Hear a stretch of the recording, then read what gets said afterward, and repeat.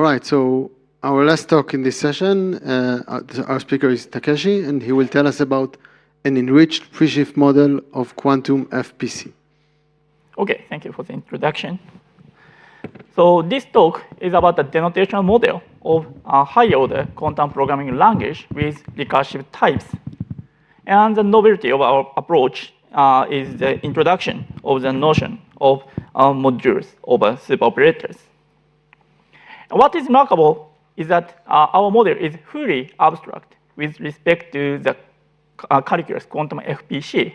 That is an extension of the quantum lambda calculus with arbitrary recursive types.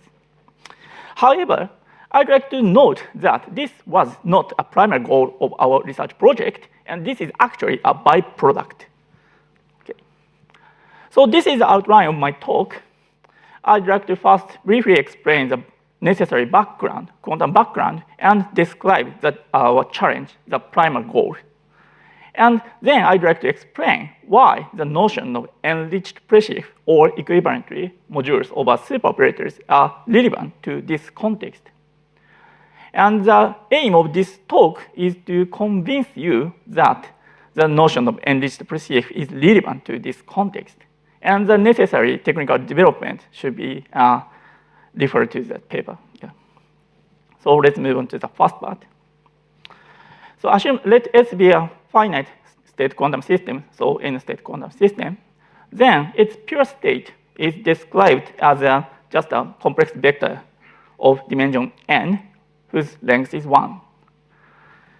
And it is also convenient to introduce a notion of mixed state that is a probabilistic mixture of pure states. Formally, let us first define introduce a symbol P sub n that is a subset of n times n matrices consisting of positive, semi-definite, and Hermitian matrices. This kind of matrices has a very nice representation as a mixture of pure states with probability Pi, like this.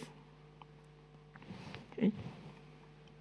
And this is not a probabilistic mixture in a proper sense because the sum of Pi is not necessarily 1 in this formulation.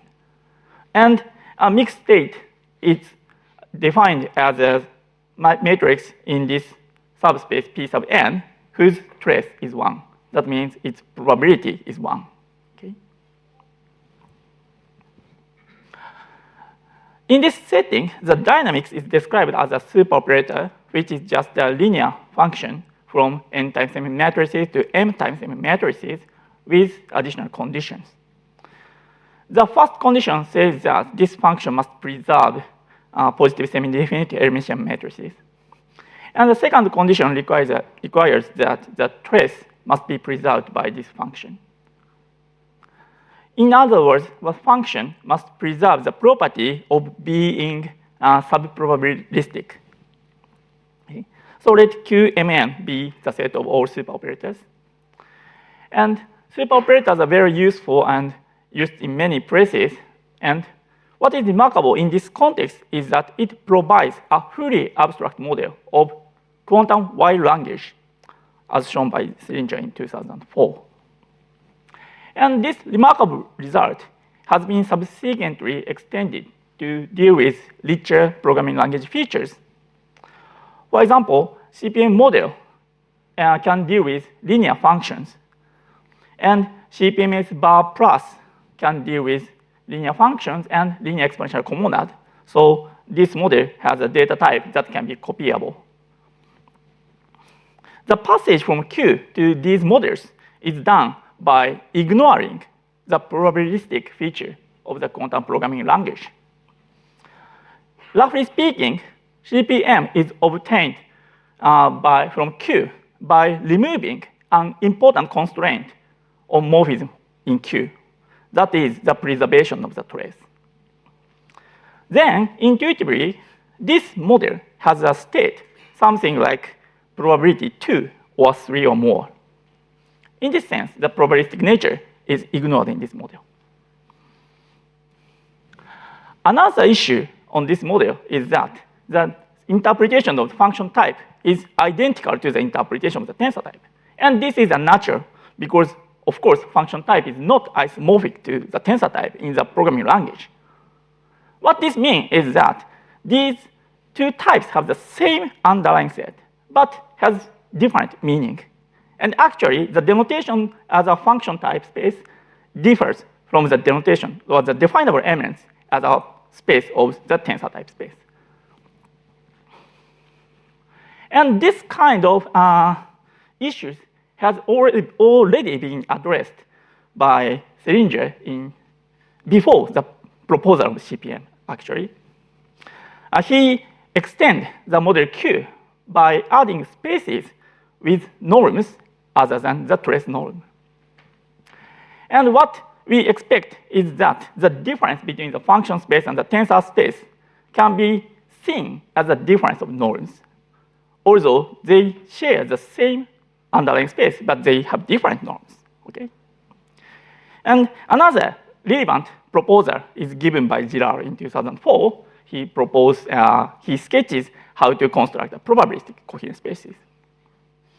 I think these proposals are very natural and looks promising. However, there are fundamental problems in the treatment of entangled state. So let me briefly explain what is entanglement, which is a very important notion in quantum information theory. It is a state on the composed quantum system, S tensor T. Given state x of S and y of T, x tensor y gives a state of the composed system S tensor T. But what is interesting here is that the state of S tensor T cannot be exposed by this way.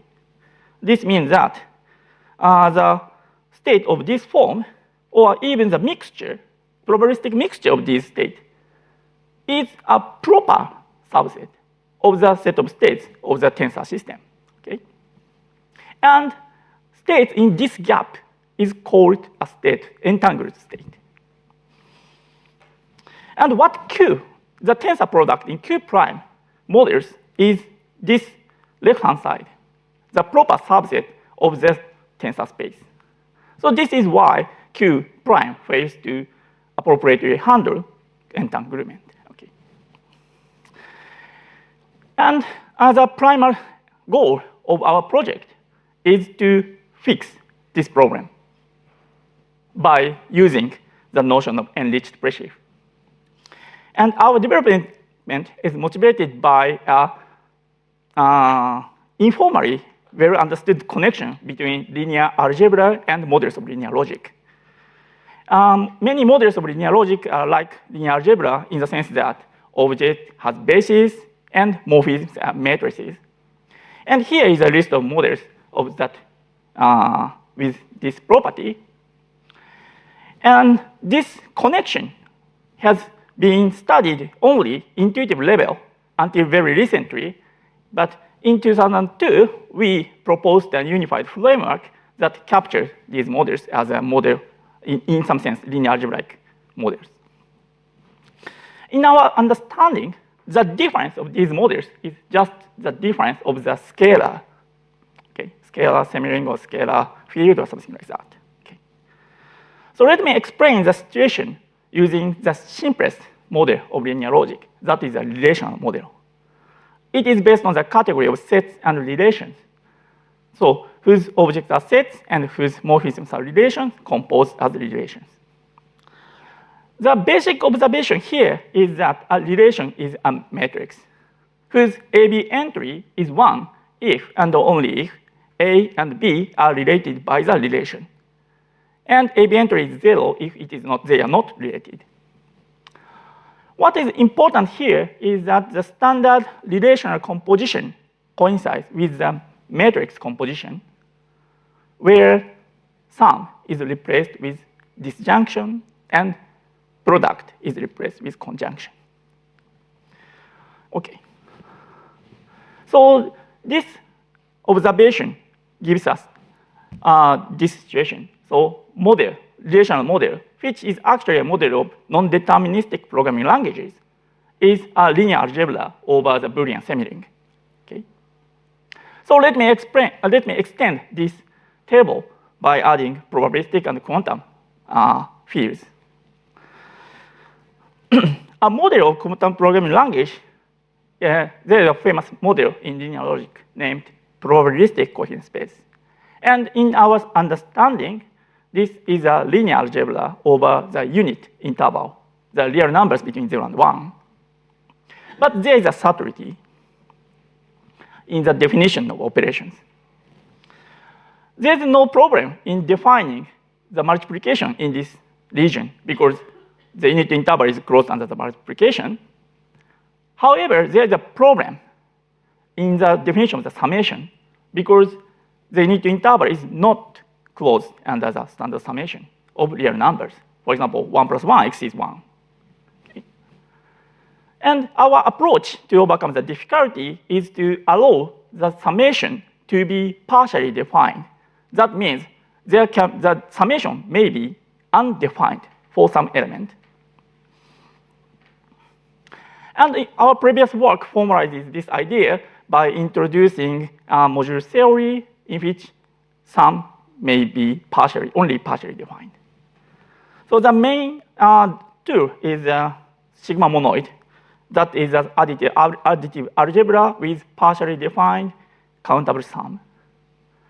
Then the corresponding notion of semiring is given by adding the totally defined binary product, and the corresponding notion of module is obtained by, so module has a partially defined sum and totally defined action. Okay? Then, by slightly extending the notion of semiring to sigma semiring, this is a generalization, one can capture the situation of probabilistic setting. So, and what we have done in our paper is to extend this to quantum setting by regarding the category of superoperators as a scalar semiring. And the category of superoperator has a semiring-like structure, which has Home-set-wise sum. It is actually Sigma-monoid. And it has a product defined as a categorical composition. And furthermore, sum and product behave very well,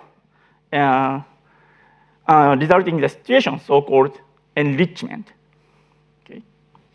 So Q has summation and multiplication, but it is not a Sigma-monoid.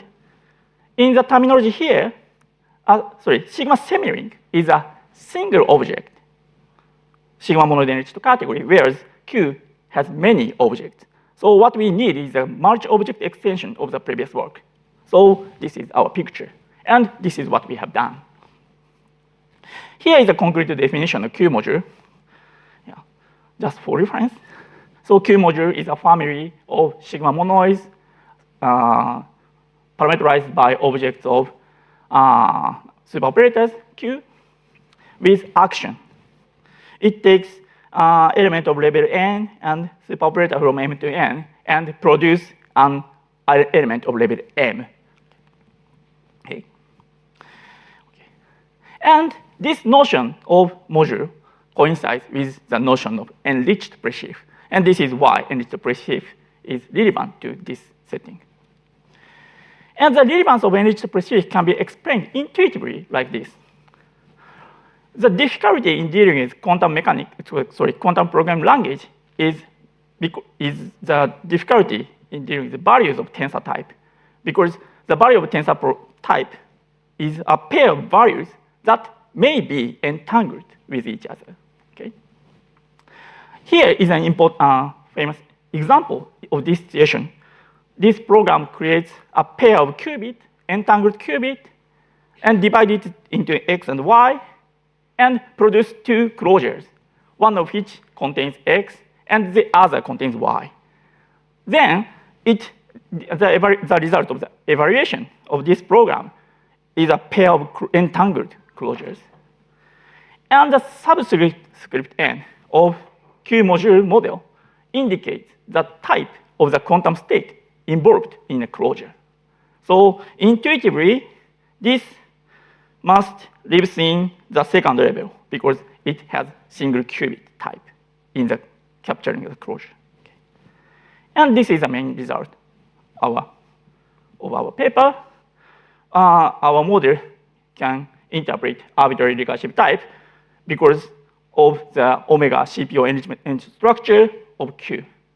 And we can obtain a full abstraction result by slightly modifying the corresponding argument applied to probabilistic coherence-based model. Finally, I'd like to briefly mention the relationship between Q prime and our model. So there is a fully faithful strong monoidal embedding from Q prime to our model. And interestingly, the image of Q prime are generated by the level 0 component, meaning that Q prime has only closures without capturing any quantum state. And this is why Q prime fails to correctly capture entanglement. Thank you. Thank you. All right, we have a few minutes for questions before the break.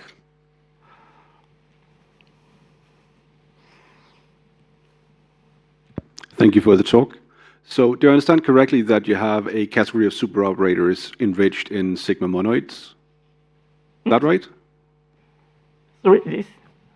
Do I understand correctly that you have a category of superoperators that's enriched in Sigma-monoids? Yeah, right.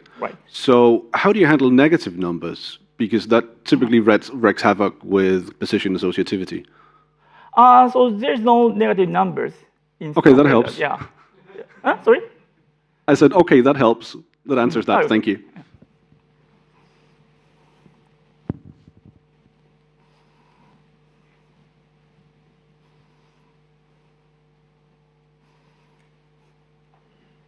So I have a little superficial question.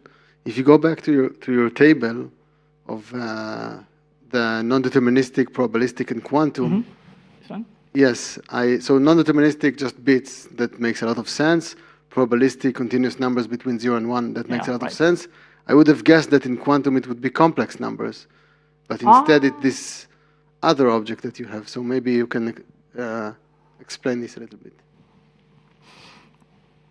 Okay. Feel free to say that it's a silly question and you don't want to address it. I'm not sure if it has a good answer.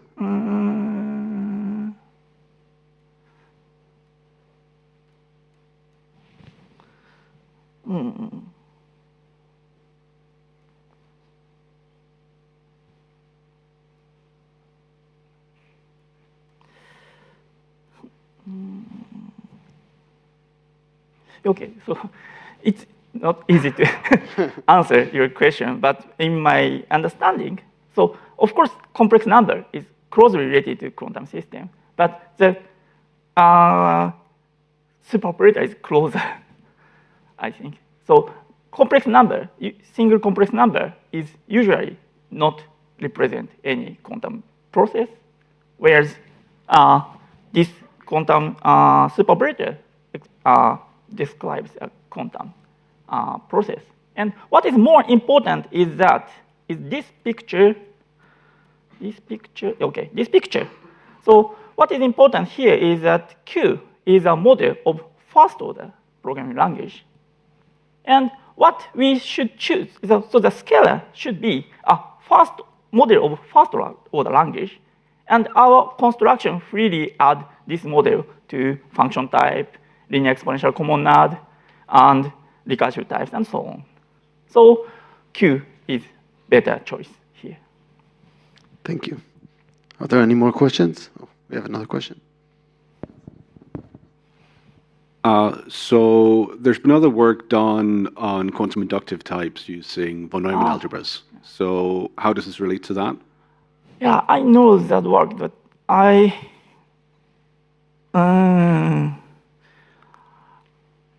not completely understand the relevance and difference. Sorry. I read that work. I think we have time for one last question.